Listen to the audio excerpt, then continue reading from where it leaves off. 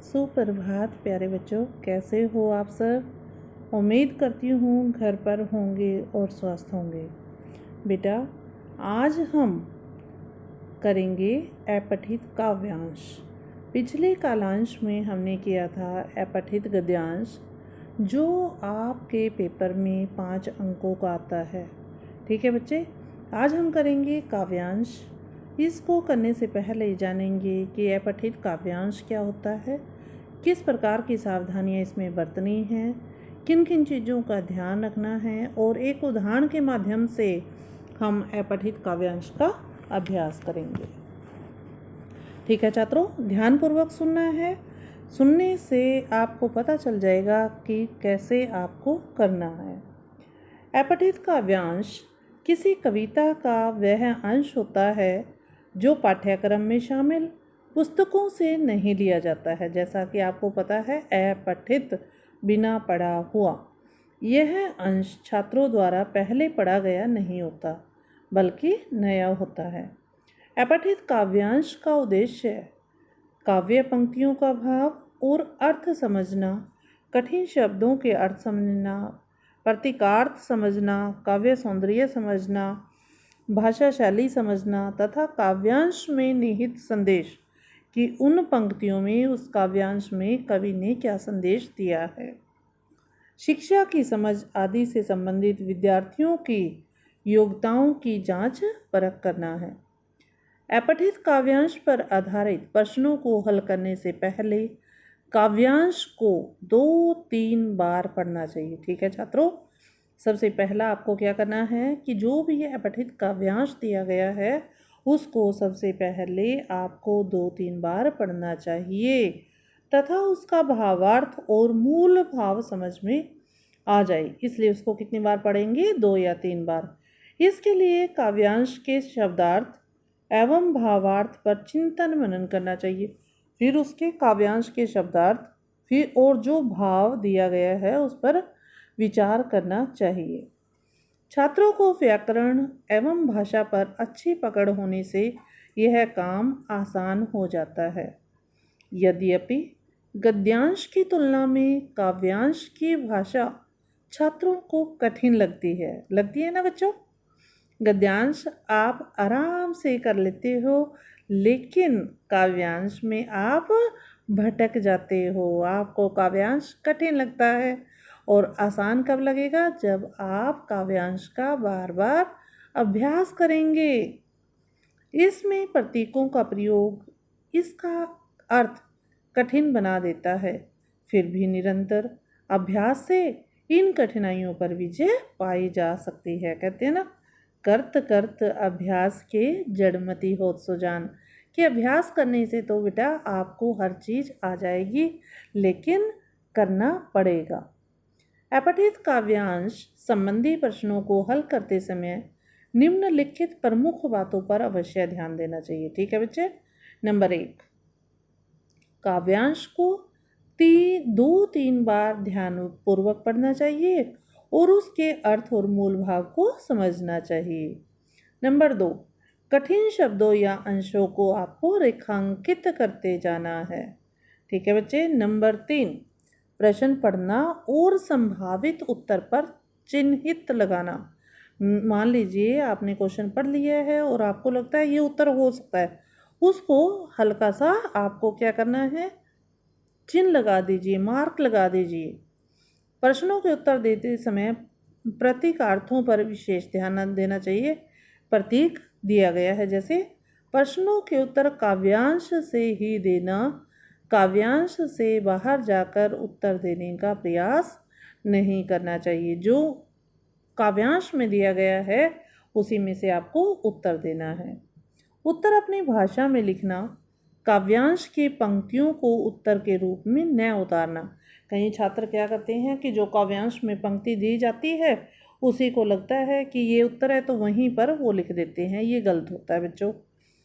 यदि प्रश्न में किसी भाव विशेष का उल्लेख करने वाली पंक्तियां पूछी गई है तो इसका उत्तर काव्यांश से समुचित भाव व्यक्त करने वाली पंक्तियां ही लिखना चाहिए। मान लीजिए कोई पंक्ति के बारे में बताया गया कि कौन सी पंक्ति में ये भाव निहित है, तो जब आपको वो पंक्ति एज इट इज़ वहाँ पर लिख देनी है। ठीक है बच्चे। शीर्षक काव्यांश के किसी विशेष पंक्ति पर आधारित न होकर पूरे काव्यांश के भाव पर आधारित होता है। शीर्षक संक्षिप्त, आकर्षक एवं अर्थवान होना चाहिए।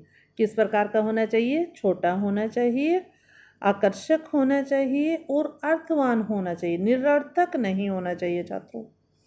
अब आती है अगली बारी। अति लघु उत्तरीय और लघु उत्तरीय प्रश्नों के उत्तर में शब्द सीमा का ध्यान अवश्य रखना चाहिए। मान लीजिए 10 शब्दों में है तो आपको 10 में ही लिखना है, 20 में है तो 20 में लिखना है। शब्द सीमा का आपको ध्यान रखना चाहिए। प्रश्नों का उत्तर लिखने के बाद एक बार दोहरा लेना चाहिए ताकि असावधानी से हुई गलतियों को सुधारा जा सके। ठीक है बच्चे। जैसे ही आपने प्रश्न के उत्तर लिख दिए उसके बाद एक बार आपको दोहराना है, एक बार रीडिंग कर लेनी है, ताकि जो कई बार कहीं जल्दी जल्दी में ना बच्चे गलतियां रह जाती हैं, फिर हम उनको सुधार सकते हैं दोबारा पढ़ के।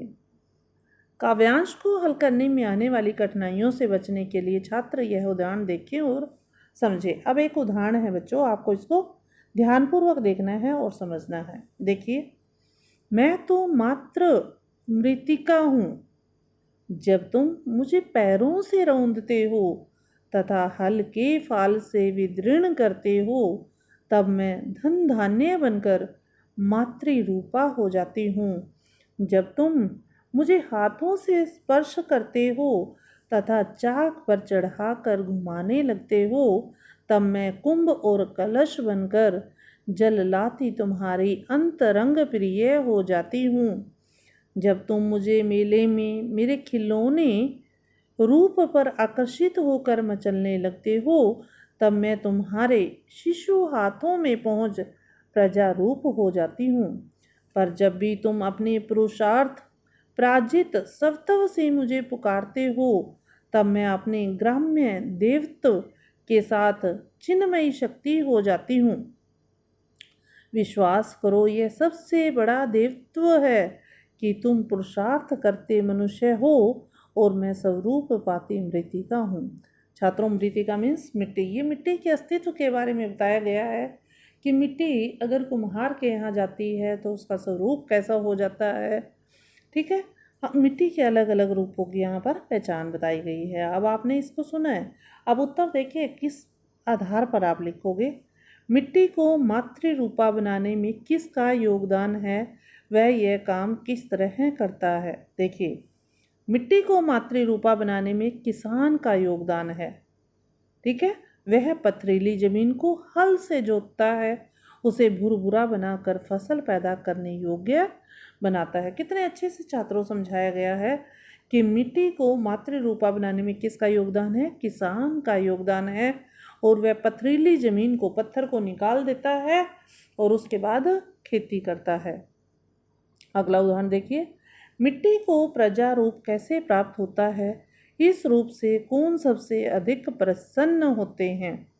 कुम्हार मिट्टी को चाक पर चढ़ाकर सुंदर और मनोहर खिलौने बनाता है। सुंदर भी और मनोहर मीन्स मन को हरने वाले। इन खिलौनों के रूप में मिट्टी को प्रजा रूप मिल जाता है। इससे बच्चे सबसे अधिक प्रसन्न होते हैं और उन्हें पाने के लिए मचल उठते हैं। बच्चे ज़्यादातर क्या करते हैं, मिट्टी में खेलना पसंद करते हैं, मिट्टी के खिलौनों से खेलना पसंद करते हैं। आगे देखिए, मिट्टी सबसे बड़ा देवत्व कैसे बनाती है और क्यों। मिट्टी मनुष्य द्वारा पुरुषार्थ करने के गुण को सबसे बड़ा देवत्व बनाता है, क्योंकि किसान, कुम्हार, मूर्तिकार आदि रूपों में मनुष्य मिट्टी को तरह तरह के रूप और स्वरूप प्रदान करता है। छात्रों, ये आपने मिट्टी के बारे में जाना। अब एक और उदाहरण जान लेते हैं ताकि आपको अच्छे से समझ आ जाए। निम्नलिखित काव्यांश को ध्यानपूर्वक पढ़कर पूछे गए प्रश्नों के उत्तर दीजिए। ज्यों निकल कर बादलों की गोद से थी अभी एक बूंद कुछ आगे बढ़ी, सोचने फिर यही जी में लगी, आह क्यों घर छोड़ कर मैं यूं कड़ी। देव, मेरे भाग्य में क्या बदा, मैं बनूंगी या मिलूंगी धूल में।